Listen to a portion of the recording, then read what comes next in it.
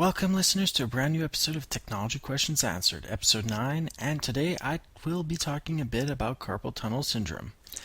I'll explain what the carpal tunnel is, what the injury does to people, talk about some of the causes, treatments, and more importantly, some of the preventative measures to, at least, reduce the occurrence of this injury.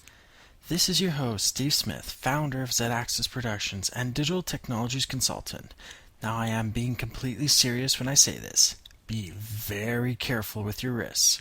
Carpal tunnel syndrome is a very serious injury for anyone who requires use of their hands and wrists on a daily basis. Carpal tunnel syndrome, also known as CTS, is an injury most commonly associated with the median nerve. Most injuries are caused by compression of the median nerve underneath the transverse carpal ligament, and I will be posting a photo from the Wikimedia Commons, part of the Wikipedia article, that I will also post a link to.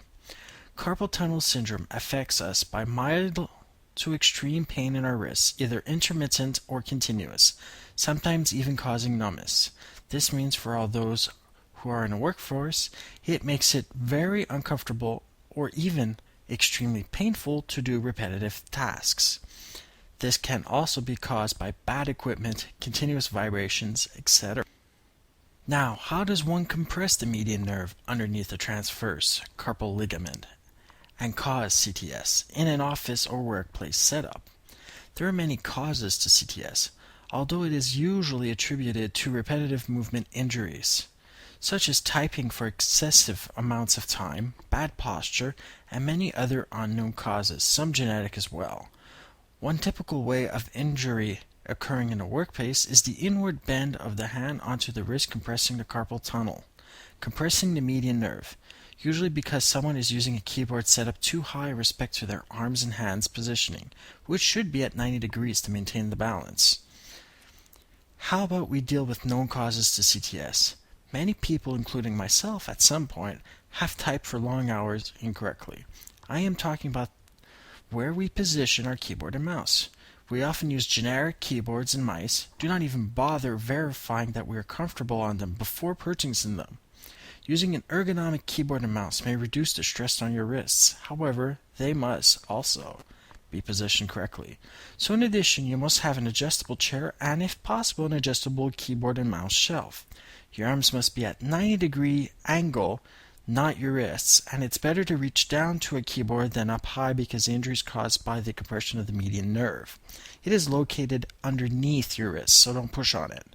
You may also want to get yourself a rigid brace to keep your wrist straight. You may also find some comfort in using a gel wrist rest for keyboards and mouse.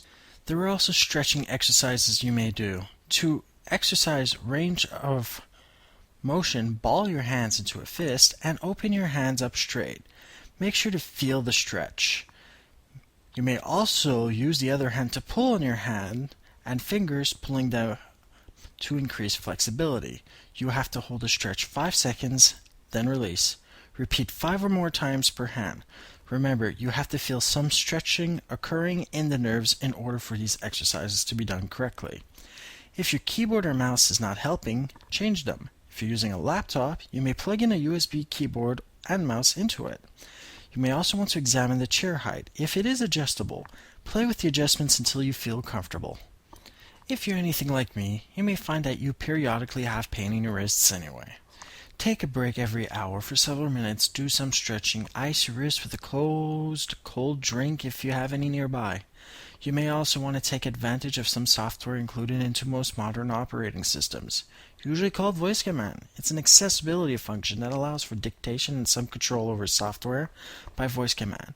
Or if you prefer to download professional software, download Dragon Naturally Speaking.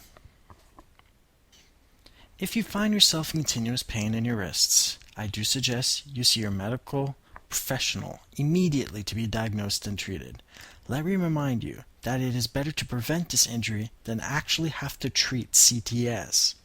The treatments are as follow for minor issues to major issues: stretching, immobilizing braces, localized corticosteroid injections, medications, usually anti-inflammatory, ultrasound treatments, carpal tunnel release surgery. Let's talk a bit about carpal tunnel release surgery, which I have had a few friends undergo to date with varying results. Quoting from Wikipedia, view the source in the show notes, in carpal tunnel release surgery, the goal is to divide the transverse carpal ligament in two. This is a wide ligament that runs across the hand from the scaphoid bone to the hamate bone and pisiform. I probably mispronounced that. It forms the roof of the carpal tunnel, and when surgeons cut across it, i.e. in the line of the ring finger, it no longer presses down on the nerve inside, relieving the pressure. The surgery does vary depending on experiences and preferences of the surgeon. So just to recap this report on this important injury to avoid, take breaks, get a keyboard and mouse you feel comfortable on, do stretching exercises. Make sure you're seated upright with your arms bent at 90 degrees. Do not bend inward unnecessarily your wrists. Purchase gel rests to reduce impact collisions on the desk for your wrists. Get an adjustable chair. Next week, I will be talking about disk fragmentation and defragmentation software.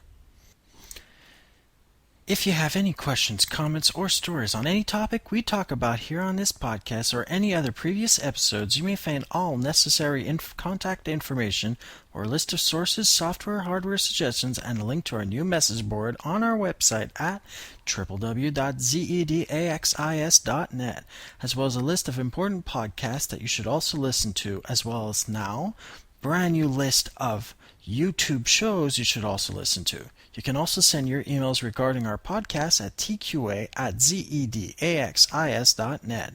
If you want to stay up to date on events and information on our podcasts and company special events, download and install our brand new toolbar. Listen to our podcast, stay connected with the latest news, and have direct access to our website, podcast, YouTube channel, message board, Twitter, and Facebook. Our toolbar is powered by Conduit.com. This has been a podcast hosted by Steve Smith, digital technologies consultant for Z-Axis Productions. Stay safe and online. This has been Technology Questions Answered. This podcast has been recorded using Audacity, an open source sound recorder and editor. Head over to audacity.sourceforge.net and support Audacity by donating or buying exclusive merchandise, or head over to our website and view the links in the show notes of this episode.